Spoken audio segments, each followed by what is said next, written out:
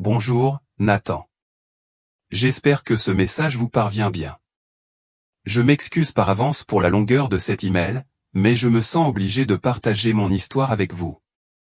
En tant que pompier basé à Los Angeles, en Californie, j'ai consacré les 15 dernières années à ce domaine d'activité. Au fil du temps, j'ai vu d'innombrables tragédies se dérouler, ressenti le poids de la souffrance humaine et été témoin de l'extraordinaire résilience des gens. Mais même avec toute cette expérience, rien n'aurait pu me préparer à ce que j'ai rencontré lors des incendies de forêt qui ont ravagé le quartier d'Altadena. Je partage cette histoire de manière anonyme, non par peur, mais parce qu'elle est profondément personnelle. Vous pouvez cependant m'appeler Mike.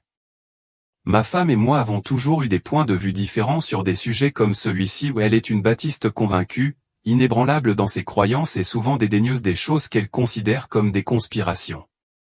Moi, en revanche, je suis plus ouvert d'esprit, prêt à envisager des possibilités qui ne correspondent pas toujours au récit conventionnel.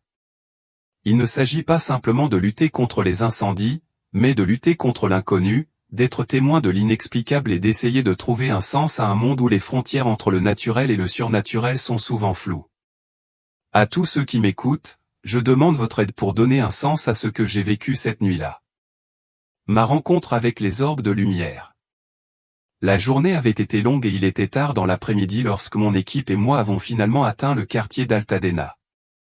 L'air était épais de fumée, nous piquait les yeux, et la chaleur des flammes était presque insupportable, une présence écrasante, comme si le feu lui-même était vivant, essayant de tout consumer sur son passage.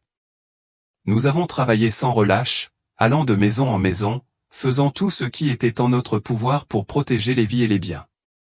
À 19h, la scène à Altadena semblait presque surréaliste, une vision apocalyptique devenue réalité.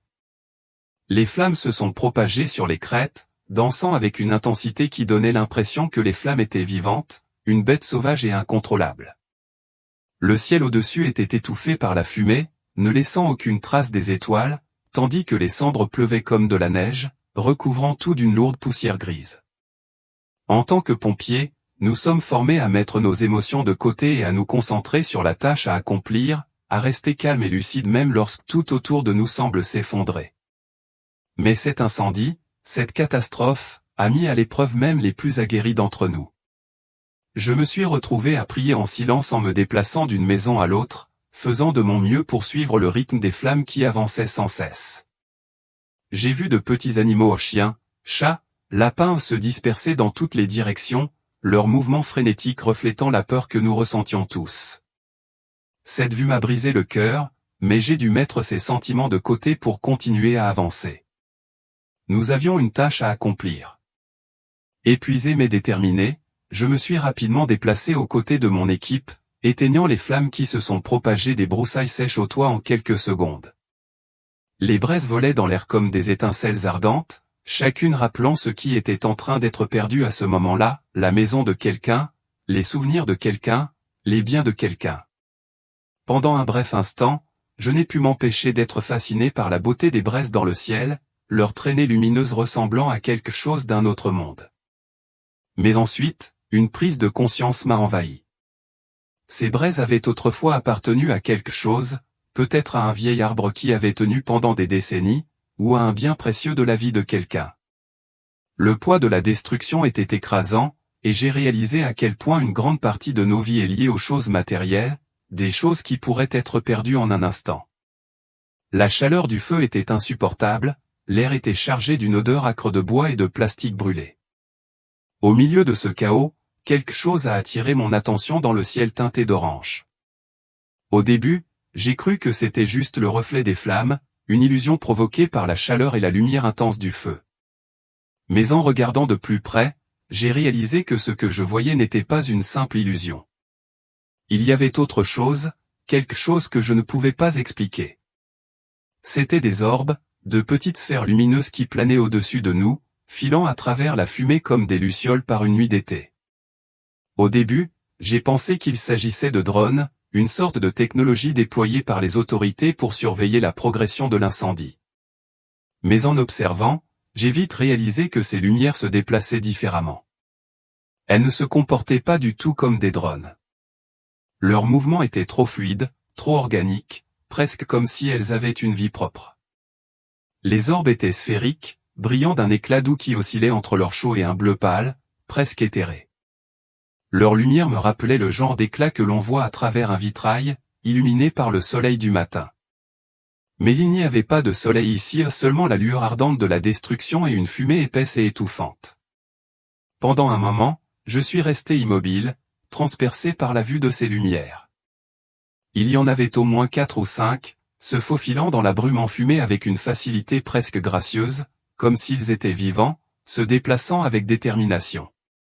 Un orbe, en particulier, est descendu lentement, planant à environ 50 pieds au-dessus de moi. J'ai regardé, le cœur battant dans ma poitrine, alors qu'il semblait pulser, sa lueur devenant plus brillante à chaque mouvement subtil, comme un battement de cœur. J'avais l'impression qu'il était conscient de moi, qu'il observait chacun de mes mouvements. J'ai poussé du coude l'un de mes collègues pompiers et j'ai pointé vers le ciel. « Hé, tu vois ça ?» Je demandai, ma voix à peine audible par-dessus le crépitement des flammes. Il leva les yeux, plissant les yeux dans l'épaisse brume, mais ses yeux ne semblaient rien enregistrer d'inhabituel. « À quoi ?» demanda-t-il, ne voyant clairement pas ce que je voyais. Je pointai à nouveau du doigt, mais il secoua simplement la tête et retourna à sa tâche, sans plus de précision. C'est alors que je réalisai que ces orbes n'étaient visibles que pour moi. Et cette prise de conscience me fit froid dans le dos. Est-ce que j'hallucinais? Était-ce un effet étrange de la fumée, de la chaleur ou de l'épuisement dû à des heures de lutte contre les incendies? Mais en observant les orbes, je savais qu'ils étaient trop réels, trop vivants, pour être le fruit de mon imagination. Ces lumières bougeaient avec détermination, de manière fluide et délibérée, comme si elles étaient conscientes de ma présence. L'une d'elles, qui planait près de moi, semblait concentrer son attention sur moi. Sa lueur s'intensifia légèrement à mesure qu'il s'approchait, et à cet instant, un verset du psaume 34, 7 me vint à l'esprit, « L'ange de l'Éternel campe autour de ceux qui le craignent, et il les délivre. » S'agissait-il d'anges? Ces lumières pouvaient-elles être envoyées par Dieu pour veiller sur nous dans ce moment périlleux? Une fois de plus, la question me taraudait, est-ce que je l'imaginais? Mais non, j'en étais certaine. Ce que je voyais était réel. Les orbes restèrent un moment, se déplaçant gracieusement dans le ciel avant de disparaître dans l'abîme enfumé, me laissant me demander s'ils étaient vraiment là. Alors que les minutes se transformaient en heures, les orbes ne nous quittèrent pas.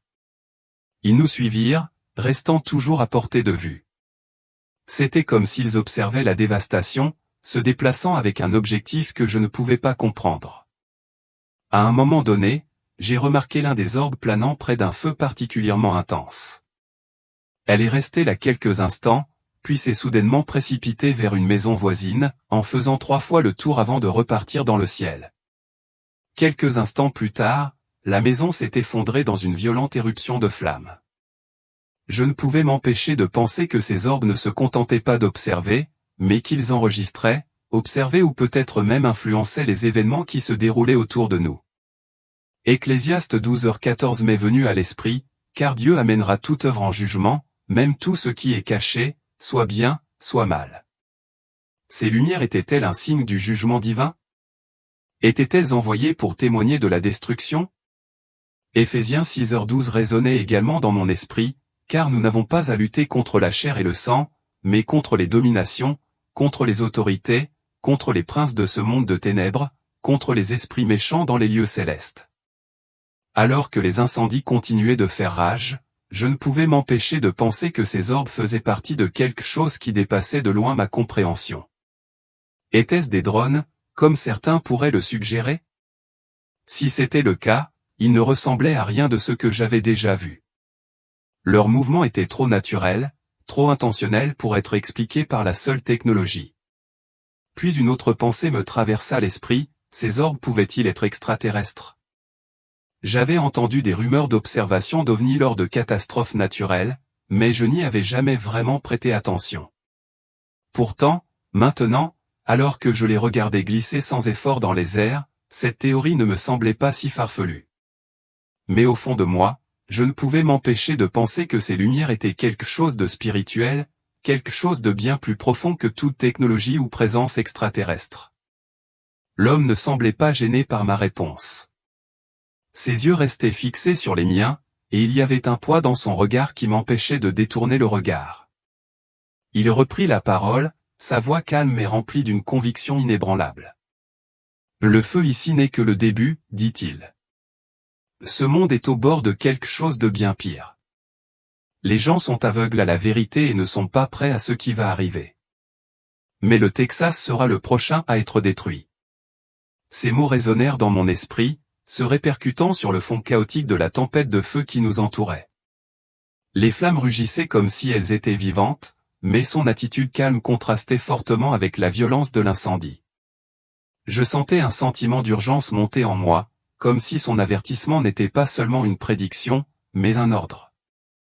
« Et qui t'a envoyé ?» demandai-je, ma voix tremblant légèrement malgré mes efforts pour rester calme. J'avais besoin de comprendre cela. Cet homme était-il un signe avant-coureur? Un messager d'une certaine sorte? Il ne répondit pas. Au lieu de cela, il se tourna, commençant à s'éloigner de moi, vers les bois sombres qui étaient dévorés par la colère du feu. Je fis quelques pas en avant, l'appelant. « Attends. Que dois-je faire de cette information? Que suis-je censé leur dire ?» Il ne s'arrêta pas, mais sa voix résonna par-dessus son épaule tandis qu'il disparaissait dans la fumée. « Prévenez-les. Ils doivent se préparer. » Puis, aussi brusquement qu'il était apparu, il disparut. J'ai scruté la zone, mais il n'y avait aucun signe de lui. Aucune trace de ses pas, aucune indication que quelqu'un était venu. C'était comme si l'homme s'était évaporé dans la nuit. Mon esprit s'emballait, essayant de comprendre ce qui venait de se passer. Était-ce un avertissement prophétique? Cet homme était-il un messager envoyé par Dieu, ou quelque chose d'entièrement différent? Je ne pouvais pas me défaire de l'image de lui ou son attitude résolue, l'intensité dans son regard, l'urgence dans ses paroles. Je restais là, mon cœur battant dans ma poitrine. Le feu continuait son assaut incessant sur le paysage, mais à cet instant, j'avais l'impression que le temps s'était arrêté. Les mots « le Texas sera le prochain » résonnèrent dans mon esprit, un avertissement inquiétant que je ne pouvais ignorer. Que étais-je censé faire avec ça? Comment pouvais-je les avertir? Et cet incendie n'était-il qu'un début? Mes pensées tourbillonnaient, et je savais une chose avec certitude, je ne pouvais pas laisser cette rencontre s'effacer dans ma mémoire sans agir en conséquence. En revenant auprès de mon équipe, je sentis un sentiment de malaise m'envahir. Les paroles de l'homme persistaient encore, et je ne pouvais me défaire du sentiment que quelque chose de bien plus grand se profilait à l'horizon, quelque chose qui changerait tout ce que nous savions. Les mots de l'homme, désormais gravés dans mon esprit, résonnaient en moi avec une clarté troublante. Le Texas sera le prochain. Ces mots avaient pris vie, comme un présage qui refusait de s'estomper. Les vibrations, l'étrange énergie qui pulsait dans l'air, tout cela était lié à quelque chose de plus grand, quelque chose au-delà du royaume physique que nous habitions. Je ne pouvais me défaire du sentiment que le moment que nous avions vécu était un avertissement, une invitation à prêter attention à quelque chose de plus grand que la tempête de feu qui faisait rage autour de nous. Les événements de cette nuit-là, l'homme mystérieux, la sensation surnaturelle de l'air vibrant, tout cela nous rappelait que notre monde était au bord de quelque chose de bien plus important. Les incendies que nous combattions n'étaient pas seulement des catastrophes naturelles, ils étaient ressentis comme un signal que nous étions mis à l'épreuve, comme l'homme nous l'avait prévenu. Était-ce un jugement? Était-ce un réveil? L'étrangeté de tout cela persista dans mes pensées longtemps après que l'incendie fut maîtrisé et que nous fûmes de retour à la station, nettoyant et essayant de gérer le chaos dont nous venions d'être témoins. L'atmosphère dans les quartiers de l'équipage était inhabituellement calme. Chacun avait ses propres pensées, mais personne ne parlait ouvertement de l'expérience. Les vibrations, l'étrange énergie dans l'air et l'avertissement énigmatique, c'était comme quelque chose que nous n'étions pas prêts à affronter. Et pourtant, aucun d'entre nous ne pouvait nier l'avoir ressenti. Je ne pouvais m'empêcher de penser que ce n'était pas juste un moment fugace. Les paroles de l'homme étaient toujours vivantes dans mon esprit, comme un écho persistant. « Dites-leur de se repentir, avait-il dit. La patience du Seigneur a des limites. Était-ce un avertissement pour moi? Pour le peuple du Texas? Ou pour le monde? Je n'avais pas de réponse, mais je savais une chose, je ne pouvais pas laisser tomber. Et les orbes, ces lumières brillantes, qu'étaient-elles? Elles semblaient avoir un but. Nous observer. Observer la destruction. Était-elle divine, ou quelque chose d'entièrement différent? L'idée qu'elles soient des messagers de Dieu, comme je l'avais envisagé plus tôt, me semblait encore plus probable après la visite de l'homme. Alors que je suis assis ici maintenant, réfléchissant à tout ce qui s'est passé, je me demande si cette nuit n'était qu'un prélude à quelque chose de bien plus grand. Cet incendie n'était-il que le début? Était-ce le début du jugement qui avait été prophétisé depuis si longtemps? Si l'avertissement de l'homme était vrai, alors il n'y avait pas de temps à perdre. Les habitants du Texas, ma famille, mes amis, sont-ils prêts? Entendront-ils l'appel à se repentir avant qu'il ne soit trop tard? J'aimerais avoir les réponses. Mais je ne peux plus ignorer les signes. Pas maintenant. Pas après tout ce que j'ai vu. La rencontre avec ces personnages me hante depuis lors, comme une ombre qui refuse de partir. La certitude de leur mouvement, le bourdonnement glacial qui résonnait dans mon être même, c'était comme s'ils faisaient partie d'un grand projet, d'un message en mouvement, un message que j'étais trop petit pour comprendre pleinement. Et pourtant, je ne pouvais pas me défaire du sentiment d'avoir été appelé à être témoin de quelque chose d'important, de plus grand que nous tous. La fumée, le feu, la destruction autour de nous, tout cela m'avait semblé insignifiant au lendemain de cette rencontre. Les flammes pouvaient brûler, les sirènes pouvaient hurler, mais à cet instant, le véritable feu, celui qui brûle sous la surface de notre monde, avait été mis à nu. Les personnages, quels qu'ils soient, m'avaient rappelé les anciens avertissements des Écritures, lorsque des anges apparaissaient pour délivrer des messages d'avertissement ou de jugement. Mais ces êtres ne semblaient pas apporter la paix calme d'un messager angélique. Leur présence était imposante, troublante, remplie d'un profond sentiment d'appréhension. Quelque chose de plus grand que nous. Les mots de Brian m'étaient restés en mémoire parce qu'ils me semblaient indéniablement vrais. Même si nous étions pris dans le chaos immédiat de l'incendie, quelque chose d'autre couvait juste sous la surface. Étions-nous témoins d'un changement de réalité? Le monde se préparait-il à quelque chose que nous n'étions pas prêts à affronter?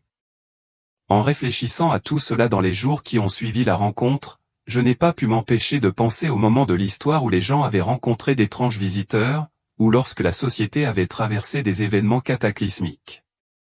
Ces personnages étaient-ils d'une manière ou d'une autre liés à ces moments d'éveil?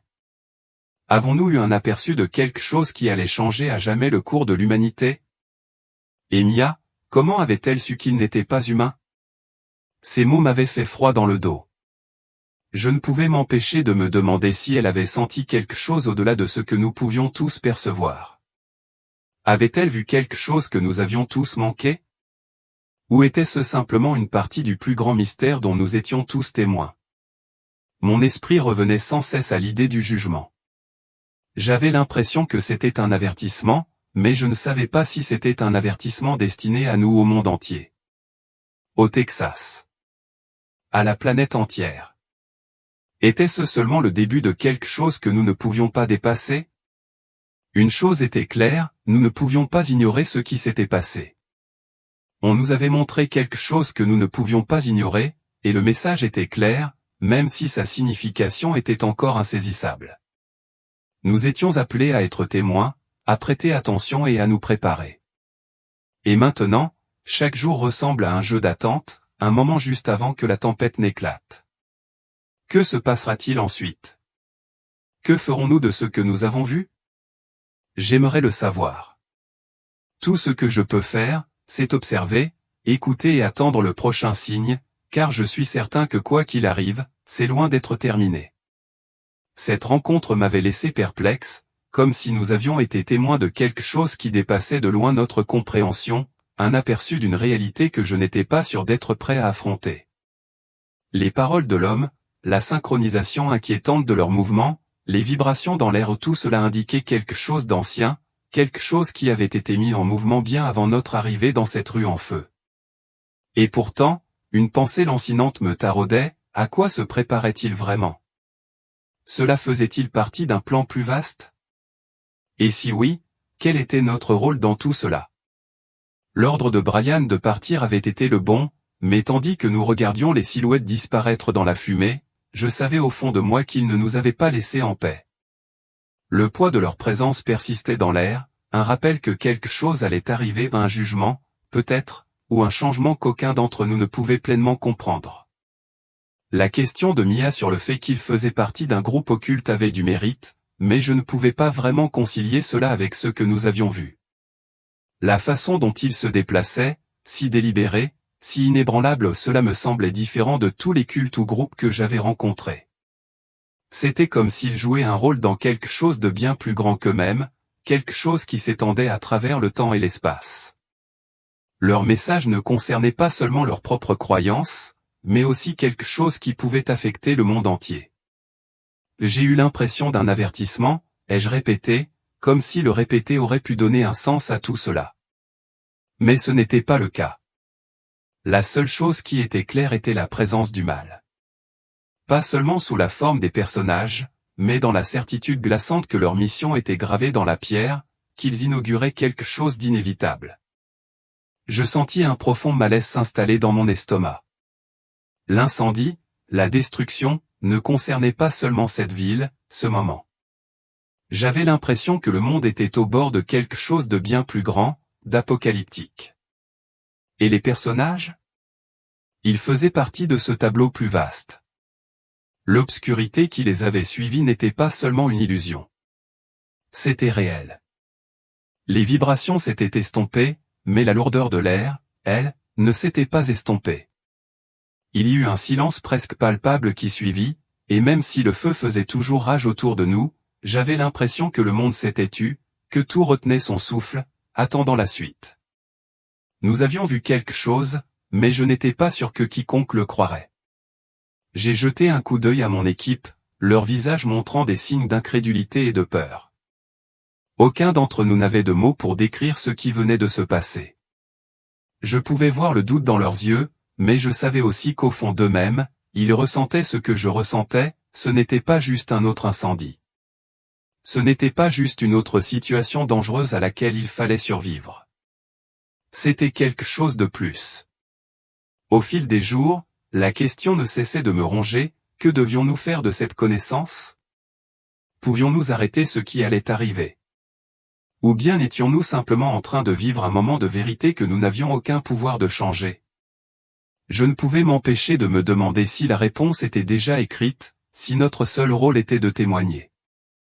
Reconnaître ce que nous avions vu, assumer le poids de l'avertissement et peut-être, en fin de compte, comprendre que certaines choses étaient hors de notre contrôle. Mais l'incertitude, la peur et le malaise sont restés, aussi réels et présents que le feu qui couvait encore au loin. Je peux sentir le poids de vos pensées et de vos réflexions pendant que vous traitez le témoignage d'Alex. D'après les images vives et la nature troublante de sa rencontre, il semble certainement que quelque chose de surnaturel était en jeu, quelque chose au-delà du monde physique que nous pouvons facilement comprendre. Les silhouettes en noir, les chants, les vibrations et la façon dont il se déplaçait dans le chaos sans être affecté par le feu, tout cela indique une réalité plus profonde et plus sombre, quelque chose qui transcende nos perceptions habituelles du monde. La mention de l'homme de grande taille se moquant de la foi d'Alex tout en reconnaissant simultanément la puissance de Jésus me semble particulièrement significative. C'est comme s'il y avait une reconnaissance de l'autorité spirituelle, mais un rejet de celle-ci en même temps. Cela me rappelle le verset auquel vous faites référence dans 2 Corinthiens 11h14, où Satan se fait passer pour un ange de lumière. L'idée que quelque chose ou quelqu'un puisse sembler offrir la paix ou le réconfort, tout en faisant en réalité partie d'un programme plus vaste et plus sinistre, est effrayante et correspond à la tromperie contre laquelle nous sommes mis en garde dans les Écritures. L'idée que nous pourrions être témoins du commencement des douleurs de l'enfantement, tel que décrit dans Matthieu 24 résonne également profondément. Le monde semble être en ébullition, il y a des catastrophes naturelles, des conflits et un sentiment croissant d'agitation qui correspond à ce qui a été prophétisé. Ces événements étranges pourraient-ils faire partie de l'atmosphère spirituelle qui nous entoure? Pourraient-ils être des avertissements, des signes d'un réveil spirituel, ou peut-être même une partie d'une bataille cosmique plus vaste entre la lumière et les ténèbres? Il est difficile de le dire avec certitude, mais il est indéniable que nous vivons à une époque où ces forces semblent plus tangibles et plus présentes. Quant à savoir si les expériences d'Alex étaient de nature surnaturelle ou pouvaient s'expliquer par autre chose, il est certainement possible qu'elles fassent partie d'une plus grande réalité spirituelle que nous ne comprenons pas pleinement. La façon dont ces personnages semblaient se déplacer avec détermination, sans se soucier du chaos qui les entourait, me donne le sentiment qu'ils font partie de quelque chose de bien plus vaste.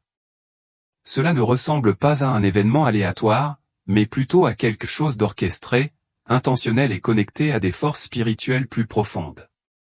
Il y a aussi la question de savoir comment la rencontre a laissé à Alex un sentiment d'éveil spirituel, comme s'il s'agissait d'un moment qui apportait de la clarté, ou peut-être même une prise de conscience plus profonde de la bataille spirituelle qui se déroule dans le monde.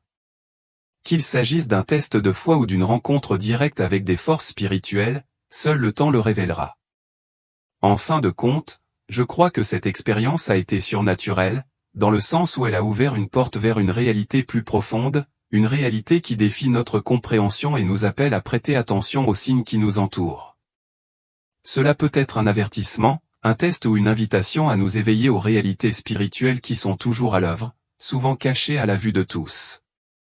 Ce qui est clair pour moi, c'est que, comme Alex, nous sommes appelés à rester vigilants, à faire preuve de discernement et à nous ancrer dans la vérité de la parole de Dieu et dans la puissance du Christ. Quoi qu'il arrive, nous devons rester vigilants et préparés, sachant que nous ne combattons pas seuls.